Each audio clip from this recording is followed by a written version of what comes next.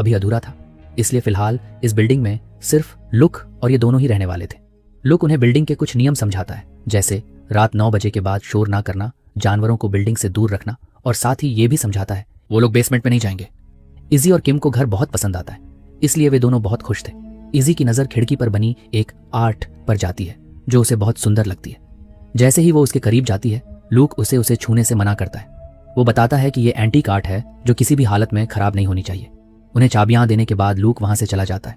इसके बाद ये दोनों अपने अपने कमरों में सामान रखने जाती हैं। किम को अपने कमरे में वही छेद दिखता है। उसे छुपाने के लिए वो एक कील ठोंक कर वहां एक आईना टांग देती है, लेकिन उसके जाते ही वो आईना अपने आप ही टेढ़ा हो गया था।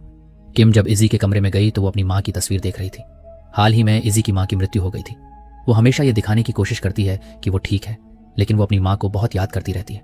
किम नहीं चाहती कि इजी उदास रहे, इसलिए वो उसे हंसाने की कोशिश करती है।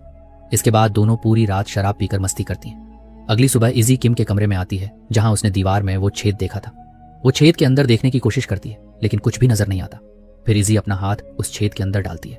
तभी उसे लगता है जैसे कोई उसका हाथ जोर से अंदर खींच रहा हो। किम घबरा कर उसके पास भागती है, लेकिन दरअसल इजी बस नाटक कर रही थी। उस छेद के अंदर से वही लॉकेट मिलता है जिसे हमने कहानी की शुरुआत में देखा था। तो इजी वो लॉकेट पहन लेती है। रात में ये दोनों एक बार में गई जहां इनकी मुलाकात 2 लड़कों से होती है। उनमें से एक लड़का किम के साथ बदतमीजी करने की कोशिश करता है। तब इजी उसे मुक्का मारकर बेहोश कर देती है और वो तीनों वहां से भागकर बिल्डिंग में वापस आ जाते हैं। इजी उस लड़के को लेकर अपने कमरे में गई, लेकिन इससे पहले कि उनके बीच कुछ हो पाता, इजी सो चुकी थी। तब वो लड़का अपार्टमेंट को देखने लगता है। उसे भी शीशे पर बनी वो कला बहुत पसंद आती है। वो उसे देख ही रहा था कि तभी कोई तेजी से उसके पीछे से गुजर जाता है। पीछे मुड़ने पर उसे कोई नजर नहीं आता। इसके बाद वो हल्का होने के लिए वॉशरूम जाता है, लेकिन तभी अचानक कोई शक्ति उसके पेट में छुरा घोंप देती है, जिससे वहीं उसकी मौत हो जाती है। इसी बीच किम एक बुरे सपने की वजह से जाग जाती है। वो देखती है